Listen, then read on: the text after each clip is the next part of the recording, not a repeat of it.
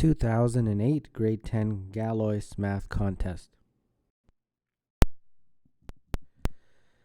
3 positive integers a, b, and x form an O'Hara triple ABX. If the root of a plus the root of b is equal to x, for example, 143 is an O'Hara triple because the root of 1 plus the root 4 is equal to 3. If 3625x is an O'Hara triple, determine the value of x. So 36 root plus 25 root is equal to x, according to that definition. So that means 6 plus 5 is equal to x, and therefore x is equal to 11. So that takes care of a. B, if A95 is an O'Hara triple, determine the value of a. So according to this definition again, right here, the root of a plus the root of 9 is equal to 5. So that means the root of a plus 3 is equal to 5. The root of a, therefore, is equal to 2. And therefore, if you square both sides, you get a equal to 4. And now C, determine the 5 O'Hara triples with x equal to 6. Okay, so this time we have basically a, b, x, but x is 6. All right? So according to the definition, root a plus root b would be equal to 6. All right, since these are integers, a and b are both integers, we can only have integer possibilities. So we can have, and they're positive integers, right? Yeah, positive integers. So I can't use 0. All right, so that's going to be 1 and 5, 2 and 4, possibilities, 3 and 3, 4 and 2, and 5 and 1. I think these are the only ones. So if that's the case, that would mean that a is 1 and b is 25, right? If root b is 5, then b would be 25. And similarly for this guy, it would be a is 4 and b is 16. This one would be a is 9 and b is 9. That one would be a is 16 and b is 4. And finally, that one would be a is 25 and b is 1. So those are the triples, the 5 triples. And it would be 1, 25, 6, and so on, right? 4, 16, 6, 9, 9, 6, 16, 4, and 6, and finally 25, 1, and 6. Those are the 5 triples that satisfy that condition that x has to be 6. Number 2, determine the equation of the line passing through 0, 5, and 6, 9. Okay, so I've done this a million times. First, you realize that y is equal to mx plus b. That's the standard form of the equation. M, of course, is the slope, which is rise over run, which is the difference in the y values over the difference of the x values. So this looks like 4 over 6, which is 2 over 3. So that's our slope. So that means y is equal to 2 over 3x plus b. Now, to figure out b, just substitute any of these points. I'll just substitute that one. So when y is 5, x is equal to 0. So that means b is equal to 5. So therefore y is equal to 2 over 3x plus 5 is the equation that they are looking for. Part B, a line through Q is perpendicular to PQ. Determine the equation of the line. Okay, so let me try to draw this first. So let's see here. We've got, first of all, we've got 0, 5, which will be approximately here, let's say. And we have 6, 9. 6, 9. So 6 will be here approximately, let's say here, and then 9 will be up here somewhere. So this will be my Q, 6, 9. And then we've got this line that goes through it. Okay, great. And then we have a line perpendicular to Q. So this line will be something like this, where this is a right angle. And they're saying that we need to find out the equation of that black line that I just drew. Okay. It shouldn't be too hard. So let's move this up a bit. Now, this equation, which was the blue line, right, this guy right here, that has a slope of 2 over 3, correct? So that means that this black line will have a slope that is what is called a negative reciprocal. Why? Because it's perpendicular, and two lines that are perpendicular, their slopes are negative reciprocals. So first you take the reciprocal of 2 over 3, which is 3 over 2, then you add a negative sign. And that's what they mean by negative reciprocal. Okay, so for the y equals mx plus b, we already got the m, so y is equal to minus 3 over 2x plus b. Right? Now, to figure out b, since it passes through q, q is a point on that line. So we substitute that in. And let's see here, well, y is 9, x will be 6. So that means b is going to be, what's that? 3 times 3 is, so b is going to be 18. So therefore the equation is y is equal to minus 3 over 2x plus 18. And that satisfies number 3. Number b, I should say. See now, the line from b crosses the x-axis at r, determine the coordinates of r. So if this is the x-axis, what they're looking for is this point right here. Okay, that should be fairly straightforward. That just means when y is 0. So all you have to do is just substitute 0 for y into here. So 0 is equal to minus 3 over 2x plus 18. So that means 3 over 2x is equal to 18.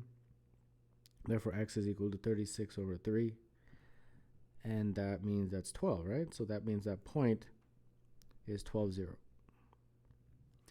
All right, and finally, determine the area of right-angled triangle PQR.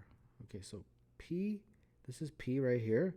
This is Q, and this was R, right? Yeah, that's R. Okay. And then I guess we have to join these to figure out the area. Okay. So how am I gonna do this? I guess I just have to find the distances. First find the distance from here to here, then find the distance from here to here, and then the area would be 1/2 base times height. So the base would be PQ, and the height would be QR. Okay, I think that's all I need to do, really. All right, so let's figure this out. Let's figure out the distance from P to Q. So that's just going to be the standard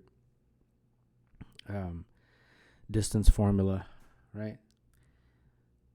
So that's going to be, what were the coordinates for P? It was 0, 5, right? 0, 5, if I remember.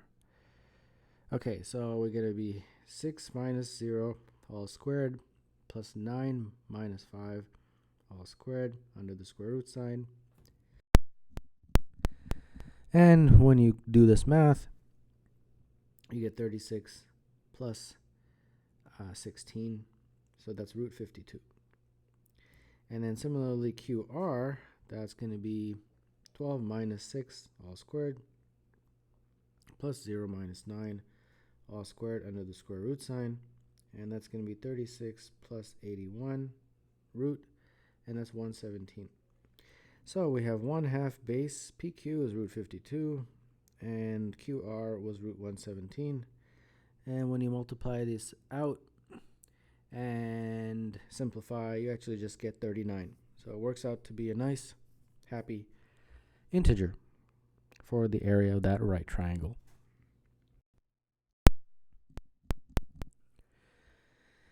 A class of 20 students was given a 2-question quiz. The results are below. Determine the smallest possible number and the largest possible number of students that could have answered both questions correctly. All right. Well, we have 18 who answered number 1 correctly and 14 who answered number 2 correctly. So let's first talk about the largest, and then we'll talk about the smallest. So number 1 and number 2, those are the questions, right? So the largest, I guess, is if you have everyone who answered question 2 correctly, which is 14, those same 14 answered number 1 correctly. And then an additional 4 other students answered number 1 correctly. That's the largest you could ever have.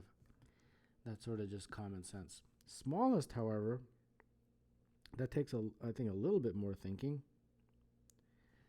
All right, so let me talk about this one. I need to explain this. So you have 14 students who answered number 2 correctly, right? And there's 20 students in total.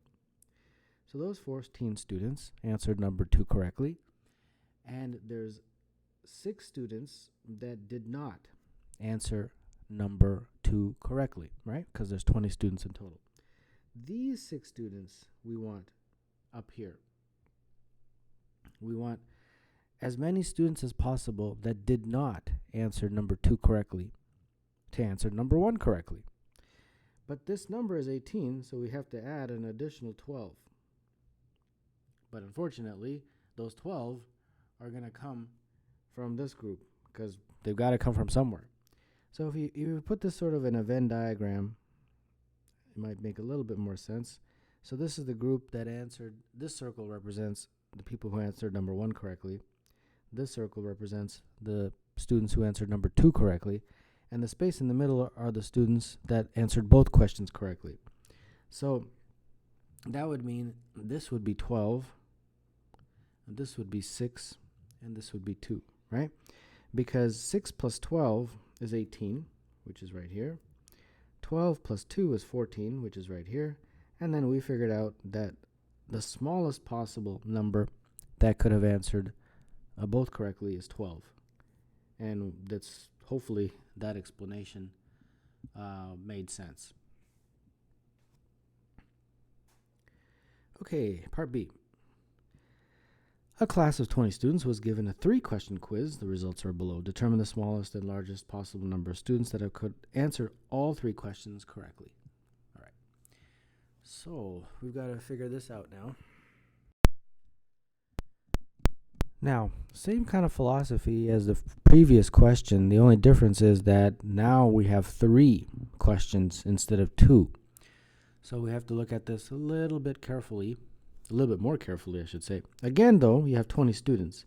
So let's look at this from the perspective of like case by case. So first, I'm going to look at just question number 2 and question number 3. So question number 2 and question number 3. Now, before I get into the smallest one, which is this one, the largest one is always sort of easier to figure out, right? So let's just do that one. The largest, I think, is if you have the same people who answered question 3 correctly, they also answer question 2 correctly. And then those same people answer question 1 correctly. So that means that you can get that number pretty quickly, that 12 is the largest. If 12 students answered number 3 correctly, those same 12 answered number 2 correctly and answered number 1 correctly. So 12 is about the largest you can get. But smallest is going to take a little bit longer, so let's go through this. Again, we're going to concentrate on just 2 questions. First, let's concentrate on question 2 and question 3. Question 3 was answered correctly by 12 students, and 14 students answered question 2 correctly. Now, to get the smallest, remember, there's 20 students in total. So there's 8 students who did not answer question 3 correctly. So I want those 8 students to be in that group, that they answered question 2 correctly. And therefore, since this is 14, I've got to add another 6, right, in order to get that 14. So that's my first part. Now, you say, okay, well, how does that help? Well, let's draw a Venn diagram, and that hopefully will put things into perspective. This is my Venn diagram now, right? This circle represents question number 1, this question represents question number 2, and this circle represents question number 3. So question number 2 and 3 is what we're looking for. So that's going to be this part right here, that part. So let me label it first. Let's call this A, B, C, and D. So the number of students who answered questions 2 and 3 correctly would be A plus B. Yeah. And I'm saying the smallest it can possibly be is 6, according to my explanation there.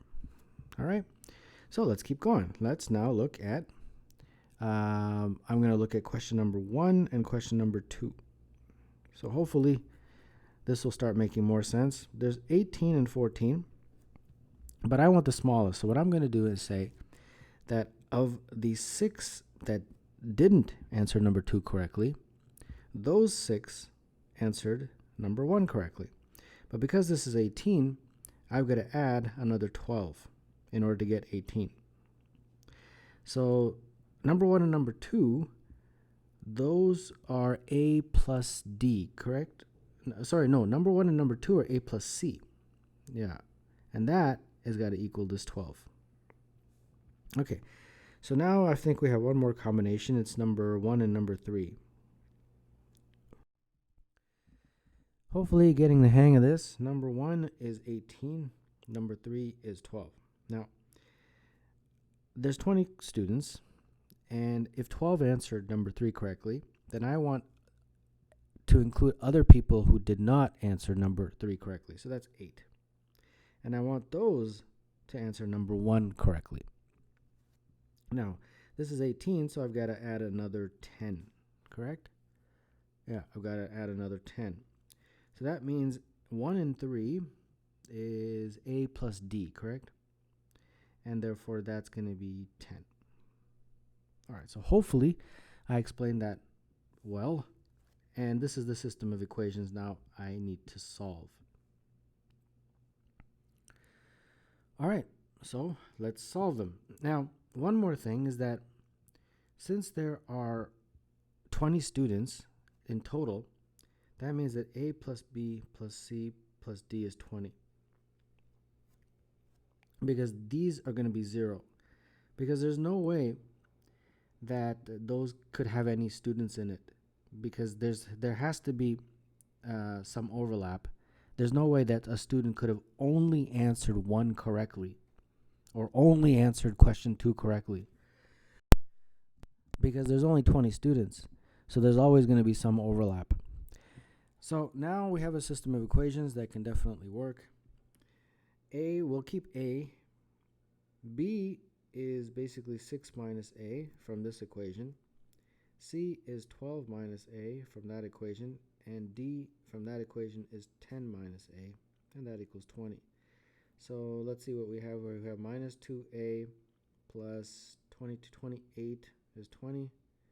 So that means that 8 is equal to 2A. And therefore, A is equal to 4. So 4 is the answer to this part of the question, and I believe it was 12 that was the answer to that part of the question.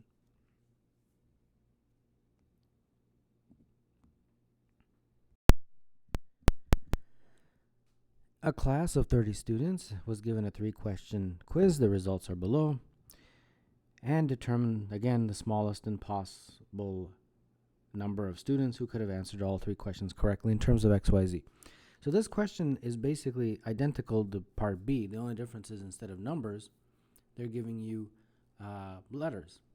So the same sort of story, and this time they only want the smallest, so I don't even have to talk about largest.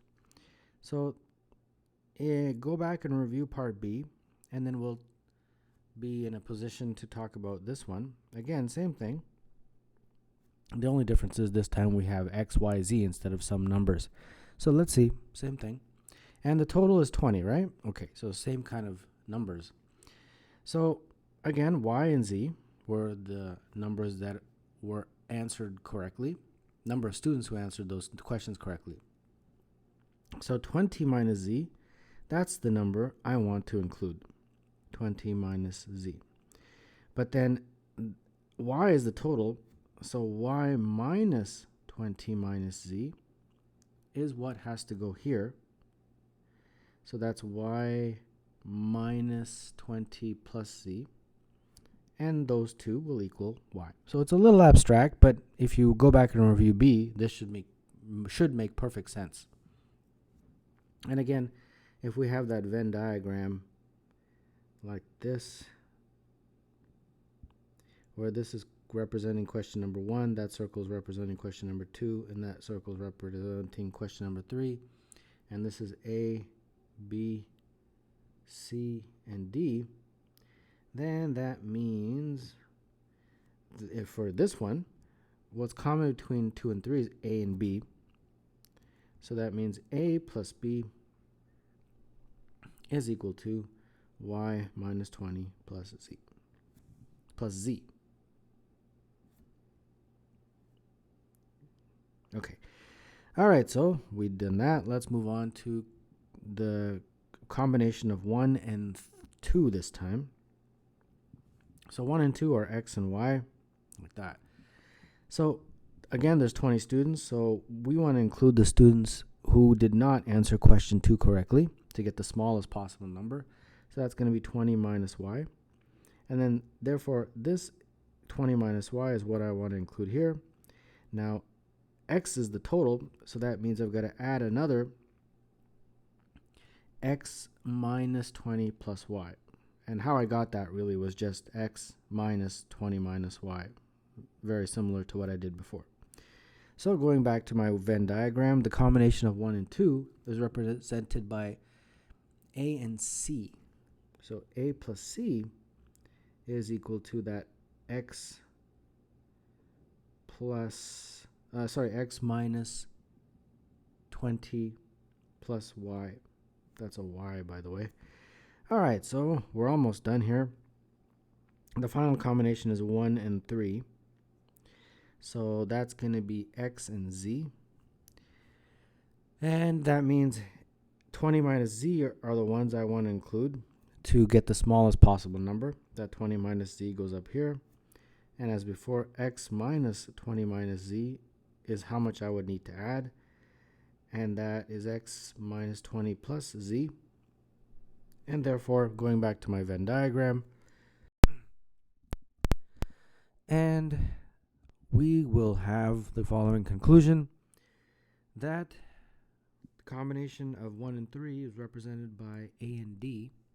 So A plus D is equal to x minus 20 plus z. All right. And then we also know that A plus B plus C plus D is equal to 20, just like before. And now we've got this nice system of equations to solve, which should not be a problem. A plus B plus C plus D is equal to 20. So A I'll leave alone for now.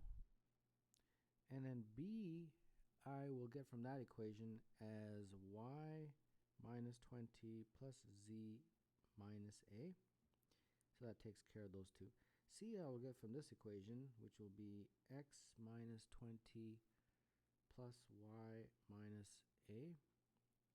And then D I will get from this equation, which is going to be x minus 20 plus z minus a. And that all equals 20. All right, so now I've got to do some algebra here. I get minus 2a. Just make sure I keep track of everything.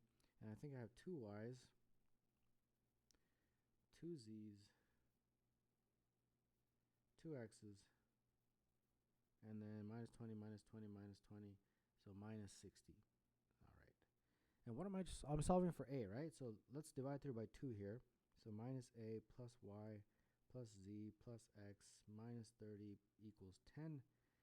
So it looks to me that a, if I bring it over, is going to be x plus y plus z minus 40. And that solves it.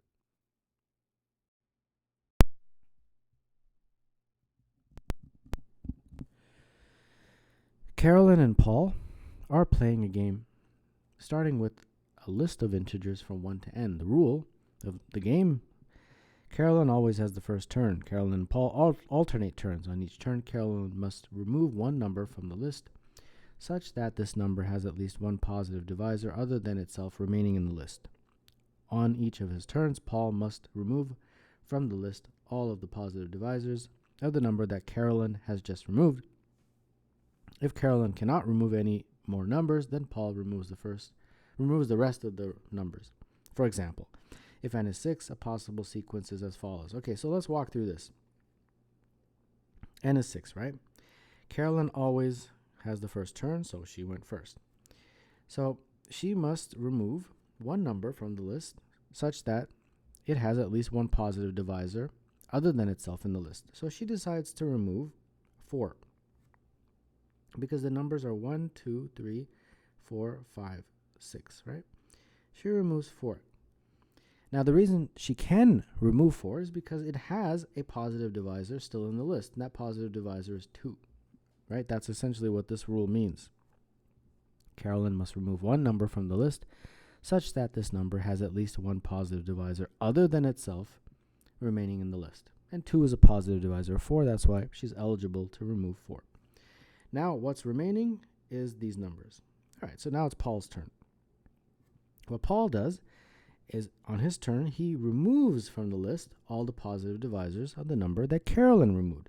Carolyn removed a 4, so now he has to remove the positive divisors of 4, which in this case, all of those positive divisors. So the 2 and the 1, because 1 is also a positive divisor of 4. And then the game continues. So that's what's left. Those 3 numbers are gone. So there's a 3, a 5, and a 6. Now, Carolyn says, okay, I have very limited choice, but I can remove a 6. So she removes a 6. And the reason she's eligible to do that is because the list has a 3 in it. And 3 is a positive divisor of 6. So after she removes the 6, the only numbers left are 3 and 5. Paul then has to remove all the positive divisors of the number that Carolyn removed. So since Carolyn removed a 6, he has to remove 3. So he does that. And then there's only one number remaining. Now Carolyn has no choice now because the only number left is 5, but there's no positive divisor of 5 remaining in the list. So Carolyn has no choice. So Carolyn cannot remove any of numbers. Paul removes them. And therefore Paul removes the 5. So as you can see, that's a very good example of this game. Okay, so now they're telling you that the sum of the numbers removed by Carolyn, 4 plus 6, this 4 plus this 6, the sum of the numbers removed by Paul, 1 plus 2 plus 3 plus 5, and that's how they got 10 and 11. All right, so now let's move on. Hopefully you understand the game to this first question. Suppose that n is 6, Carolyn removes 2. Determine the sum of the numbers that Carolyn removes and the sum of the numbers that Paul removes. All right, so let's go with this. So Carolyn removes the 2. So n is 6 this time, so our numbers are 1, 2, 3, 4, 5, 6. She removes a 2. Okay, can she remove the 2? Well, yeah, because 1 is still on the list, and therefore she's eligible to remove the 2. Now, Paul, by the definition of the rules, he has to remove the positive divisors of the number that Carolyn just removed, and the only positive divisor of 2 in the list is the 1. So he removes the 1. Okay, now it's Carolyn's turn. She can remove anything she wants as long as it's eligible. And she looks at the list and she says, well, I think the only number I can remove is a 6, because that's the only number that has a positive divisor in the list. So she'll remove the 6. Paul comes along and says, okay, I have to remove the positive divisors of that 6, which the only number is 3. All right. Then Carolyn, it's her turn. She can't remove the 4 or the 5 because those don't have any positive divisors remaining in the list. So she has no option. Now Paul, by the rules, the definition says he has to remove the remaining numbers, which are the 4 and the 5, and that completes the game. Now they want the sums of the numbers that were removed by Carolyn. She removed a 2, a 6, and I think that's it, right? So her sum is 8. Paul, he removes a 1, a 3, a 4, and a 5, and that sum looks to me like 13. Correct? Because this was 2 plus 6, and this was 1 plus 3 plus 4 plus 5. And that's pretty much all they're looking for there. As far as I can see. I can't see of any other way of doing this. All right, so let's move on to P. And now they're saying n is 10. Determine Carolyn's maximum possible final sum. Prove that this sum is her maximum. Okay, so a little bit different this time. So now we have 1, 2, 3, 4, 5, 6, 7, 8, 9, and 10. So we want to maximize C, maximize sum of C. And if that's the case, then we would have to minimize the sum of Paul's. I can't think of any other way of doing that. So this might take a couple tries, but let's just see what happens. We have some time. I don't think it'll take that long. All right, so let's go with this. So Carolyn and Paul and so on. So Carolyn, we wanna maximize and minimize. All right, so since we want to maximize C, let's start off with a larger number for C, but I want to minimize P. So the minimum number for P is 1, right? So that the only way that could happen is if C is a prime number like 7, right? So let me explain that. See, the number that Carolyn removes, she can only do so if that number has a positive divisor still in the list, right? So 7 definitely has a positive divisor, and that positive divisor is 1. And the number that Paul removes is that positive divisor of the number that Carolyn removed. So concentrating on the fact that I have to maximize this and minimize this, I'm very happy to make this a 1, because that way I'm minimizing P. Okay, so let's just go with that and see what happens. Again, now C and P again. Again, I'm concentrating on minimizing P, and I think I can do that if I choose, let's see here. I'm going to choose this to be 3, because 2, it's possible, but then I also want to maximize C. So let's try a 9. That's a good combination, because I've got a relatively small number for C, but the second largest number possible I have a relatively small number for P, but the second largest number possible for C. All right, so now let's see what we have.